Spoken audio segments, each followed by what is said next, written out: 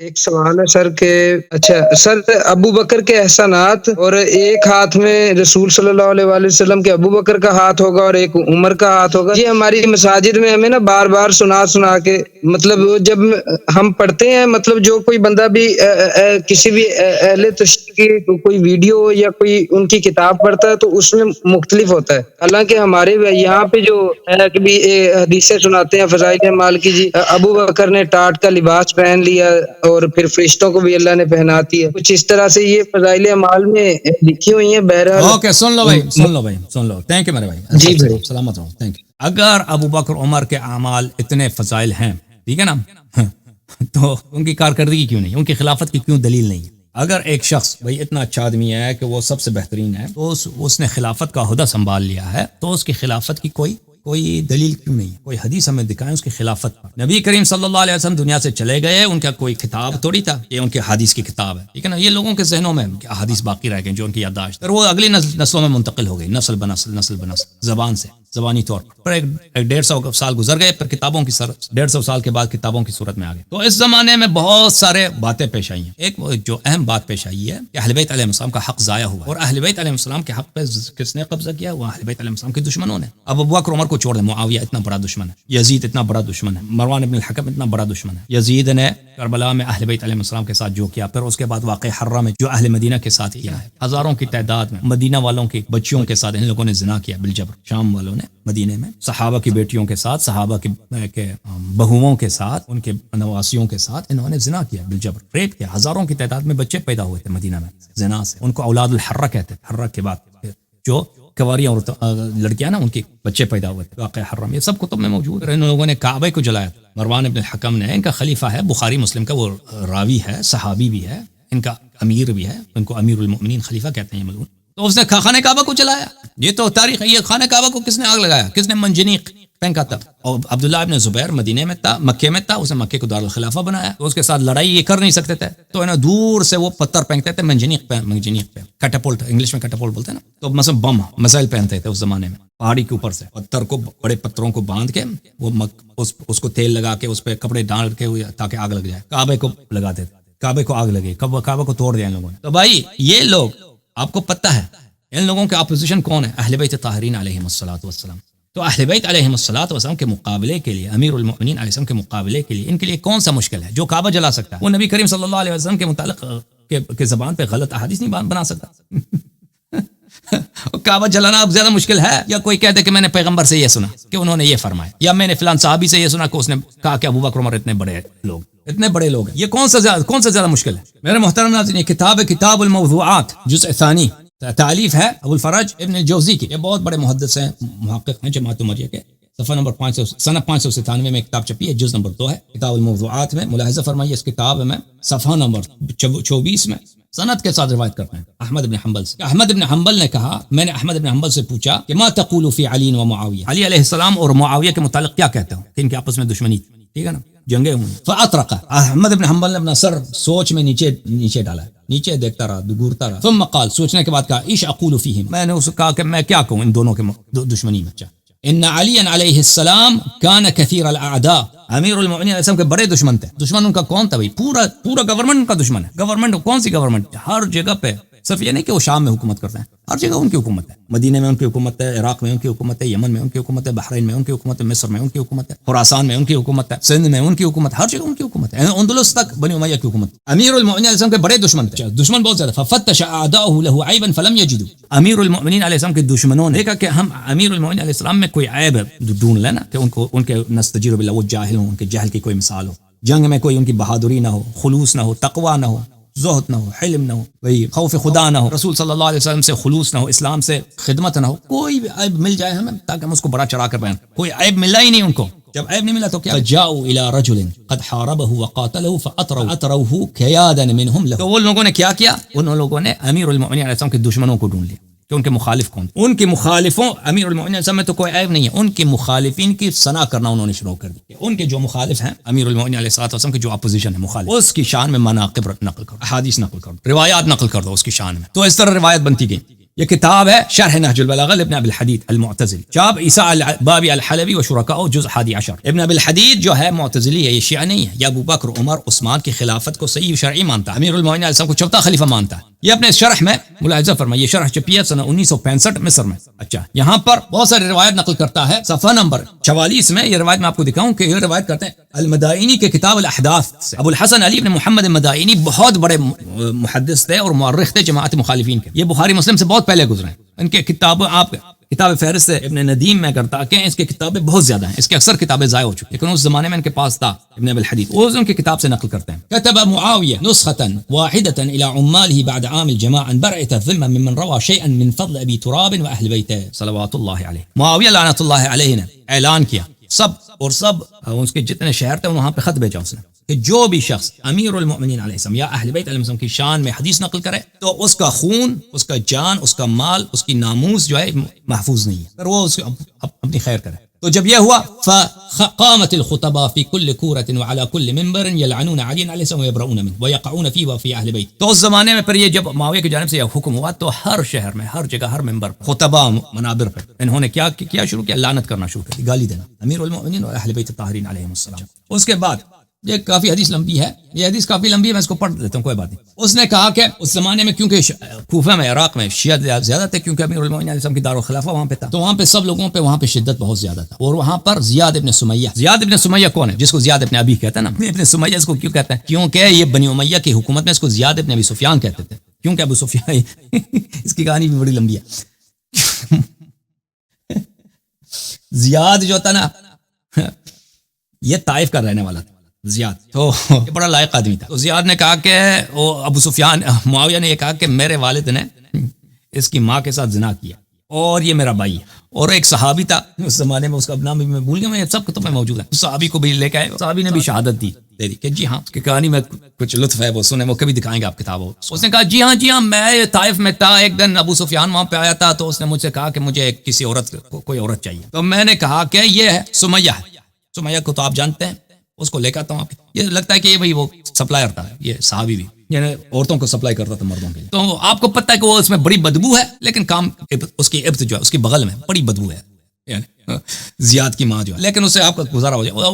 ابو سفیان نے کہا چلیں، تم نے بدبو تو ہے لیکن وہ لے کے آؤ اس کو، تو اس کو لے کے میں شہادت میں لے کے آیا تھا اس نے شہادت دی، تو معاویہ نے کہا کہ معاف کر بھائی، معاف کر، چھوڑ دے، میں نے تجھے کہا تھا شہادت دے، تو نے گالی دے دی، تو نے اس طرح سے بیان کرنا تھا ملعون۔ تو بہرحال اس نے شہادت دے دی، اور زیاد نے یہ ملعون لعنت دے کے، حالانکہ یہ حدیث سب مسلمین کے متفق علیہ ہے، الولد للفراش وللآخر الحجر، الولد للفراش، اگر کوئی مرد کسی شادی شدہ عورت کے ساتھ زنا کرتا ہے تو وہاں پہ بچہ پیدا ہوتا ہے، بچہ کس کا؟ بچہ اس کے شوہر کا ہے، الولد للفراش، بچہ ہمیشہ، بچہ اگر کسی عورت کے ساتھ زنا وہ بھی ہو جائے، ریپ ہو جائے، بچہ اس کے شوہر کا شرعی طور پہ کہے گا، اور زناکار کو سنسار کریں گے، زناکار کو بچہ نہیں ملے گا۔ تو اس نے سب شریعت کو زیر پا کرتے ہوئے، انسانیت، اخلاق، شرافت سب زیر پا، یہ تاریخ میں مشہور ہے۔ زیاد کو اس نے کہا کہ یہ حرامی ہے، اس ملعون نے بھی مان لیا کہ جی میں حرامی، میری ماں نے زنا کیا ابو سفیان کے ساتھ۔ اور ایک صحابی کو بھی لے کر، بوڑھے کو، صحابی نے بھی شہادت دی کہ جی میں نے وہاں پہ سپلائی کیا ہے، میں شاہد ہوں، میں نے خود دیکھا، اس نے کہا میں نے اپنے آنکھوں سے دیکھا، یہ ہوا ہے۔ اس کے الفاظ بڑے سخت ہیں، الفاظ اس صحابی کے، اسی لیے تو معاویہ نے کہا تھا کہ میں نے تجھے شہادت مانگا تھا، گالی نہیں مانگا تھا۔ اس نے الفاظ وہ پورا اس نے جو ہے تفصیل بتا دی کہ میں نے دیکھا تھا کہ کس طرح ابو سفیان نے اس کے ساتھ زنا کیا۔ بہرحال تو اس کو اس لیے بنی امیہ کی حکومت میں اس کا نام چینج ہو گیا، وہ زیاد ابن، اس کے جو والد کا نام تھا اس سے چینج ہو گیا زیاد ابن ابی سفیان، وہ زیاد ابن ابی سفیان ہی کہلاتا تھا۔ پھر جب بنی امیہ کی حکومت ختم ہو گئی ہے تو مسلمانوں نے کہا کہ ہم اس کو زیاد ابن ابی سفیان نہیں کہہ سکتے، کیونکہ پیغمبر صلی اللہ علیہ وسلم کا فرمان ہے الولد للفراش وللآخر الحجر، آخر بولتے ہیں زانی کو، بچہ شوہر کا ہے، بچہ ہمیشہ اس عورت کے شوہر کا ہے، اور زناکار سنگسار ہوگا، ٹھیک ہے نا۔ تو یہ خلاف حدیث پیغمبر صلی اللہ علیہ وسلم، ہم کہتے ہیں زیاد ابن ابی سفیان۔ تو اس کے بعد دو نام اس کے مشہور ہو گئے، کچھ لوگ زیاد ابن سمیہ کہتے تھے اس کی والدہ کے نام سے، اور کچھ لوگ اس کو زیاد ابن ابی کہتے تھے۔ یہ کس کی بات ہے؟ زیاد کی بات ہے۔ اچھا، تو کوفے پہ اس نے سخت ترین جو حرامی آدمی تھا، ایسے حرامی آدمی کہ خلیفے سے قربت کے لیے میں خلیفہ کا بھائی بنوں، بادشاہ کا بھائی بنوں، تو اس نے اپنی ماں کے زنا کا اعتراف کر دیا، ایسے ملعون آدمی اس کو اس نے عراق کا گورنر بنا دیا. وضم الیہ البصرہ، بصرہ بھی اس کو زیاد کے لیے دے دی. فکان یتتبع الشیعہ وهو بهم عارف، وہ شیعوں کا تلاش کرتا تھا، ان کو قتل کرتا تھا. جو زیاد تھا گورنر تھا عراق کا، اور وہ ان کو جانتا تھا. لانه كان منهم ایام علی علیہ السلام، کیونکہ یہ شیعوں کے درمیان رہتا تھا. عبداللہ بن عباس نے اس کو بصرے کا ایک وقت وہ بنایا تھا، اپنا جانشین بنایا تھا بصرے، تو وہ ان کو جانتا تھا، تو ان کو قتل کرتا. فقتلهم تحت كل حجر ومدر. حجر کس کو پتھر کو بولتے ہیں، مدر کس کو بولتے ہیں جو مٹی ہوتی ہے نا، مٹی کا ٹکڑا. ایک مٹی ہوتا ہے پاؤڈر کی شکل میں، ایک مٹی کا ٹکڑا ہوتا ہے نا، جو مجھے نہیں معلوم اس کا نام اردو میں کیا ہے، فارسی میں خلوخ بولتے ہیں.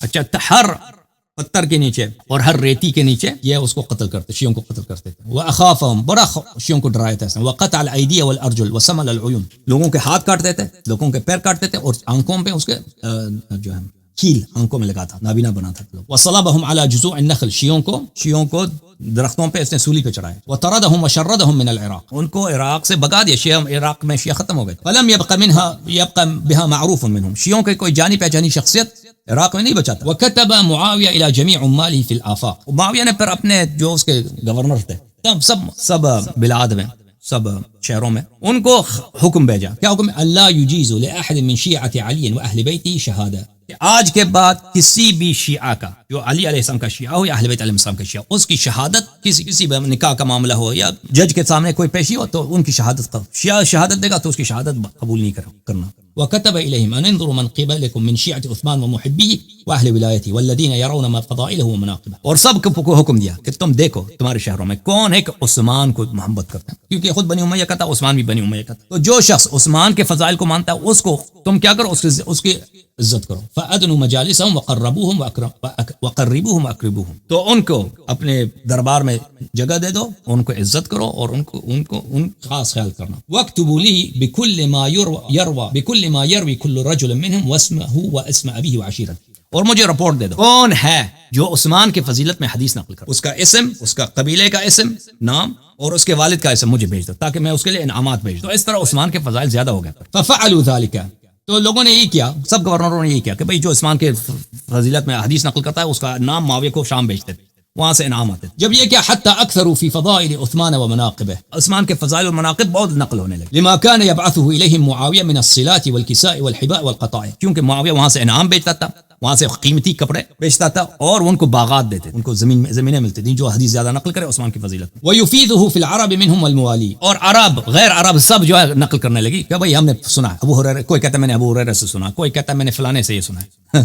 کوئی کہتا ہے اب صحابی مر گیا میں نے فلانے سے سنا، کوئی صحابی ہے تو وہ بھی نقل کرتا ہے. یہ جھوٹی احادیث بہت بن گئی. فكثر ذلك في كل مصر، تو یہ ہر شہر میں یہ احادیث زیادہ بن گئی. وتنافسوا في منازل الدنيا، اور اس طرح دنیا کی محبت میں لوگوں نے ایک دوسرے پہ پیشی حاصل کرنے کی کوشش کی، ہر ایک جو ہے عثمان کی فضیلت میں حدیث نقل. فليس يجيء احد مردود من الناس عاملا من عمال معاویہ فيروي في عثمان فضیلة او منقبة الا كتب اسمه وقربه وشفعه. تو اس طرح کوئی بھی مردود شخص، کوئی بھی بدماش حرامی آدمی آتا ہے حاکم وقت کے پاس، وہ عثمان کی فضیلت میں کوئی حدیث نقل کرتا ہے تو اس کا اسم نام لکھتے ہیں، اس کے والد کا نام لکھتے ہیں، معاویہ کو رپورٹ بھیجتے ہیں کہ یہ حدیث آ گئی، حدیث مل گیا ٹھیک ہے. اور پھر اس کو بہت بڑا دربار میں مقام ملتا ہے مقامی طور پر، پھر وہاں سے صلہ آ جاتا ہے، شام سے اس کے لیے خاص تحفے آ جاتے ہیں معاویہ کی جانب سے. حدیث جتنا شاندار بنے گا اتنے ہی پیسے دے گا معاویہ. فلبثوا بذلك حینا، یہ کچھ سال اسی طرح چلتا رہا. ثم كتب الى عماله، پھر معاویہ نے دیکھا کہ عثمان کے شان میں حدیث تو بہت زیادہ ہو گیا. اس نے حدیث ان الحديث في العثمان قد كثر وفشى في كل مصر وفي كل وجه وناحيه، اس نے کہا کہ بس کرو، آپ کو تم نے بے عزت کر دی بھائی، عثمان کے فضائل بہت ہو گئے، اب زیادہ مزید عثمان کی فضیلت کی ضرورت نہیں ہے.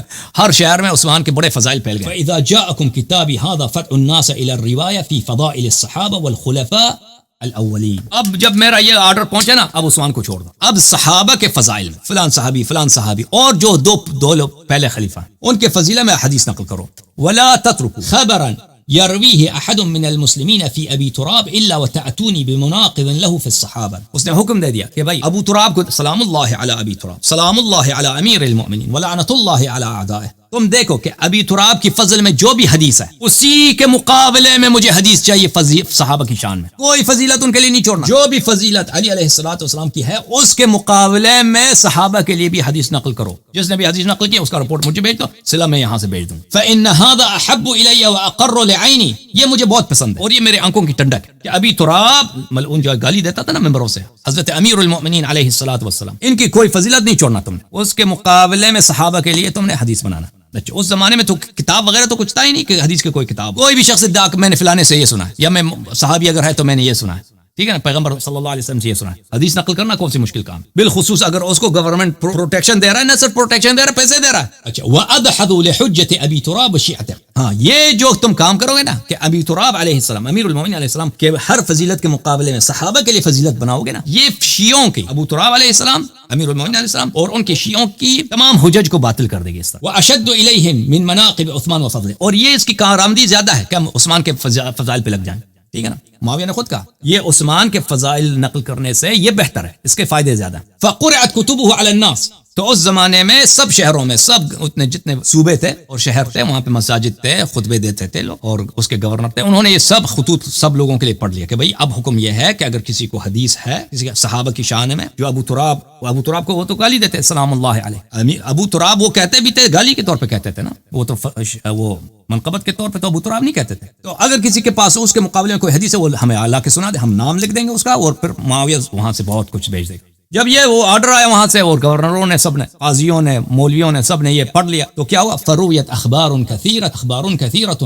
فی مناقب الصحابہ مفتعلہ لا حقیقت لها. تو اس زمانے میں بہت ساری روایت گڑی گئی اس زمانے میں. ابھی لوگ نئے مسلمان بھی ہوئے نا، ابھی تو کسی کو ابھی جو اصل صحابت ہیں جنہوں نے پیغمبر صلی اللہ علیہ وسلم کو دیکھا وہ تو بہت کم تھے. معاویہ کے زمانے میں جو فتوحات ہوئی ہیں وہ مسلمانوں کی آبادی تو بہت بڑھ گئی ہے، ٹھیک ہے نا. رسول صلی اللہ علیہ وسلم کے زمانے سے مثلا سنہ 50 کے مقابلے میں سنہ 10 ہجری جب رسول پاک صلی اللہ علیہ وسلم کی وفات ہوئی ہے تو اتنے علاقے جو فتح ہوئے ہیں، ابھی اس کے لوگ مسلمان تازہ مسلمانوں کو کیا پتا اس زمانے میں، اور سب لوگ ان پڑھ، کتاب تو کسی کے پاس ہے نہیں. تو مدائنی صاحب فرماتے ہیں کہ اس زمانے میں صحابہ کے مناقب میں بہت سارے احادیث گڑے گئے جس کی کوئی حقیقت نہیں ہے. وجد الناس فی روایت ما یجی هذا المجرى حتى اشادوا بذلك على المنابر، اور لوگوں نے بڑا محنت کیا، جھوٹوں نے بڑی محنت کی. وہ احادیث جن کی کوئی حقیقت کوئی سچ ہی نہیں ہے، مفتعل سب جھوٹی احادیث، لوگوں نے محنت کی، احادیث بنا دی، ممبروں سے پڑھی اور لوگوں میں مشہور ہو گئے. والقی الى معلمی الکتاتیب، اور ان باتوں کو جو بچوں کو لوگ پڑھاتے ہیں نا، جو ہر مساجد میں بچوں کو ان کو سکھایا گیا. فعلموا صبيانهم وغلمانهم من ذلك الكثير الواسع، تو اس طرح بچوں نے بھی سیکھا، بہت زیادہ جھوٹی احادیث بچوں نے بھی رٹا لگایا، سیکھ لیا. پھر وہ بچے بڑے ہو گئے، پھر وہ راوی بن گئے، پھر انہوں نے کہا ہم نے فلانی سے سنا. حتى رووا وتعلموه كما يتعلمون القرآن، انہوں نے اس احادیث کی روایت کی اور جس طرح قرآن پڑھتے تھے یہ جھوٹی احادیث اسی طرح وہ سیکھتے تھے پڑھتے تھے. وحتى علموا بناتهم ونساءهم وخدمهم وحشمهم، لوگوں نے یہ احادیث اپنے عورتوں کو، اپنے بچوں کو، اپنے نوکروں کو سکھایا. فلبثوا بذلك ما شاء الله.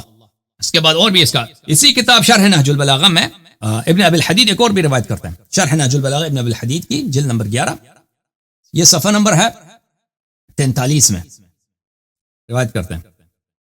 کن سے روایت کرتے ہیں؟ ابو جعفر محمد ابن علی الباقر، ابو جعفر محمد ابن علی باقر علوم الرحمن سلام اللہ علیہ. وہ لمبی روایت نقل کرتے ہیں. ووجد الكاذبون الجاحدون لكذبهم وجهودهم موضعا يتقربون به الى اوليائهم وقضاة السوء وعمال السوء في كل بلدة. معاویہ کے دور حکومت میں اور بنی مروان کے دور حکومت میں جو کذاب جھوٹے لوگ تھے، بدماش لوگ تھے، اللہ سے نہیں ڈرتے تھے، تو انہوں ان کے پاس ایک طریقہ بن گیا کہ کس طرح ہمیں دربار کے سامنے، دربار میں ہماری منزلت بن جائے، دربار میں ہمیں مقام ملے، وہاں سے پیسے ملے. تو وہ کیا تھا کہ وہ جھوٹی احادیث بناؤ. فحدثوهم بالاحاديث الموضوعه المكذوبه، اور احادیث موضوعه مکذوبہ انہوں نے نقل کی. ورووا عنا ما لم نقله ولم نفعله، اور ہم اہل بیت علیہ السلام سے ایسے احادیث نقل کی کہ امیر المومنین علیہ السلام نے فرمایا کہ سب سے بہتر بھلے افضل الناس ابو بکر ہیں، فلان عمر کیا ہے، وہ جو ہم اہل بیت علیہ السلام نے کبھی کہا بھی نہیں، وہ ہم سے ان لوگوں نے جھوٹی احادیث نقل کیا. لیبغضونا الى الناس، تاکہ ہماری منزلت کم ہو اور لوگ ہمیں دشمنی کے آنکھ سے دیکھیں. وكان عظم ذلك وكبره زمن معاویہ بعد موت الحسن علیہ السلام، اور اس کا بڑا حصہ کب تھا؟ امام حسن مجتبی علیہ السلام کی وفات کے بعد، ان کی شہادت کے بعد معاویہ کے دور حکومت میں. فقتلت شیعتنا بكل بلدہ، ہمارے شیعہ ہر شہر میں قتل ہوتے تھے. وقطعت الايدي والارجل على الظن، اور اگر کسی پہ گمان بھی ہوتا تھا نا، یقین نہیں ہے، گمان ہوتا تھا یہ شیعہ ہے، اس کے ہاتھ کاٹتے تھے، اس کے پیر کاٹتے. وكان من يذكر بحبنا والانقطاع الينا سجن ونهب ماله او هدمت داره. اگر کسی شخص کے متعلق بولتے تھے کہ یہ اہل بیت علیہ السلام سے محبت کرتے ہیں تو یا مخلص ہیں، اہل بیت، انقطاع بولتے ہیں خلوص کو، اہل بیت علیہ السلام کے مخلص کو خود اس کو جیل میں ڈالتے تھے اور اس کے مال کو اٹھا کے لے جاتے تھے، اس کے اموال کو. هدمت داره، اس کے گھر کو بھی وہ گرا دیتے تھے، گھر بھی خراب ہوتا تھا اس کا. ثم لم يزل البلاء يشتد ويزداد، اسی طرح بلا شدید تر ہوتا گیا، حالات بدتر ہوتے گئے. الى زمان عبید اللہ ابن زیاد قاتل الحسین علیہ السلام. عبید اللہ ابن زیاد، اسی زیاد ابن سمیہ کا بیٹا، وہ اس کے زمانے میں کہ اس کو یزید نے اس کو عراق کا گورنر بنایا. ثم جاء الحجاج فقتلهم في كل قتل، قتلهم كل قتل. پھر اس کے بعد حجاج ابن یوسف کا زمانہ آیا، وہ بھی اسی نے قتل کیا ہر بہانے میں. واخذهم بكل ذنة وتهمة، اور ہر تہمت پر، ہر گمان پر شیعوں کو پکڑ لو، ان کو قتل. حتى ان الرجل لا يقال له زنديق او كافر احب اليه من ان يقال شيعة علي. اگر کسی شخص کو زندیق کافر کہتے تھے یہ بہتر تھا اس کے لیے، اگر اس کے مقابلے میں کہتے تھے یہ شیعہ ہے، علی علیہ السلام کا شیعہ ہے، اس کا محب ہے. یہ زمانہ اتنا سخت تھا. وحتى صار الرجل الذي يذكر بالخير ولعله يكون ورعا صدوقا. اور بہت دفعہ ایسا ہوتا تھا کہ ایک شخص جو ہے وہ نیکنام آدمی ہے، بہت تقوی ہے، اللہ سے ڈرتا ہے، جھوٹ نہیں بولتا، جھوٹی حدیث نہیں بناتا، خود سچا ہے، لیکن اس نے اتنے جھوٹی حدیث سنی اس کو خود بھی نہیں پتا کہ یہ جھوٹ ہے. يحدث باحاديث عظيمه عجيبه، وہ عجیب احادیث نقل کرتا ہے، عجیب و غریب احادیث نقل کرتا ہے. من تفضیل بعض من قد سلف من الولاد، کہتے ہیں کہ ابو بکر افضل ہے، عمر افضل ہے، عثمان افضل ہے علی علیہ امیر المؤمنین علیہ السلام. آدمی خود سچا ہے لیکن یہ حدیث نقل، کیونکہ اس کو خود بھی پتہ نہیں یہ جھوٹ ہے. ولم يخلق اللہ تعالی شیئا منها، یہ کوئی ان میں سے کوئی حدیث صحیح نہیں تھا، سب جھوٹی احادیث تھی، لیکن اتنی مشہور کر دی، زبانوں میں مشہور ہو گئی، سب ہر جگہ پھیل گیا حدیث. ولا كانت ولا وقعت وهو يحسب انها حق لكثرة من قد رواها ممن لم يعرف بكذب ولا بقلة ورع. یہ شخص جو ایسے حدیث نقل کرتا ہے وہ خود اس کے ذہن میں کبھی نہیں آتا کہ حدیث جھوٹ بھی ہو سکتا ہے جو ابو بکر کی فضیلت میں، عمر کی فضیلت میں، کیونکہ اس نے ان لوگوں ایسے لوگوں سے سنا ہے نا معاویہ کے زمانے میں کہ وہ خود بھائی اتنا بڑا داڑھی ہے، وہ کہتا ہے میں نے خود پیغمبر سے سنا، یا وہ کہتا ہے میں نے فلانی صحابی سے سنا. وہ خود بھی ظاہر اس کا کیا ہے، بڑا تقوی، بڑا کیا ہے، ورع ہے، بڑا مولوی ہے، بڑا عالم دین، اس طرح حدیث سب لوگ قبول کرتے تھے کہ حدیث صحیح ہے، اور یہ سب جھوٹی حدیث ہو. یہ کس کی کتاب ہے؟ یہ شیعوں کی کتاب نہیں ہے، یہ مخالفین کی کتاب ہے، ٹھیک ہے نا. یہ کتاب الموضوعات ابو الفرج ابن الجوزی کی کتاب ہے، جزء اول، جماعت عمریہ کے، جیسے میں نے عرض کیا بہت بڑے محقق ہیں، محدث. صفحہ نمبر 303 میں باب فضائل ابی بکر، ابو بکر کے فضائل. قد تعصب قوم لا خلاق لهم يدعون التمسك بالسنة. ایک ایسے قوم گزری ہے جن کی کوئی دین ہی نہیں، اور وہ ادعا کرتے تھے کہ ہم محدث ہیں، ہم راوی حدیث ہیں. فوضعوا لابی بکر فضائل، انہوں نے ابو بکر کے لیے ایسے فضائل بنا دیے. وفيهم من قصد معارضة الرافضة بما وضعت لعلي عليه، اور ان میں سے بہت سارے راوی حدیث ایسے تھے کہ وہ شیعوں کا مقابلہ روافض کا مقابلہ کرنا چاہتے ہیں علی علیہ الصلوۃ امیر المؤمنین السلام کی ضد میں کہ ابو بکر کے لیے بھی فضیلت ہونی چاہیے. انہوں نے احادیث کڑی ہیں، ٹھیک ہے نا. یہ سب میں نے آپ کی خدمت میں نقل کیا، بہت کم نقل کیا، اس سے زیادہ مواد ہے مخالفین کے کتب سے، مخالفین. اب آپ کہہ دو کہ ابو بکر کے فضائل میں ان لوگوں نے حدیث نقل، بھائی تو یہ کون سا مشکل کام ہے؟ اگر گورنمنٹ آپ کے پاس ہے، پیسے آپ کے پاس ہے، خزانے آپ کے پاس، آپ کعبہ جلا سکتے ہو، تو حدیث تم نقل نہیں کر سکتے، جھوٹی حدیث نقل نہیں کر سکتے. بھائی تم مجھے بتاؤ یہ لوگ کعبہ جلا سکتے ہیں، جھوٹی حدیث نقل نہیں کر سکتے. کعبہ کس نے جلایا تھا؟ مروان ابن الحکم، وہ صحابی نہیں ہے، بخاری مسلم کا راوی نہیں ہے، آپ لوگوں کا امیر المؤمنین نہیں ہے.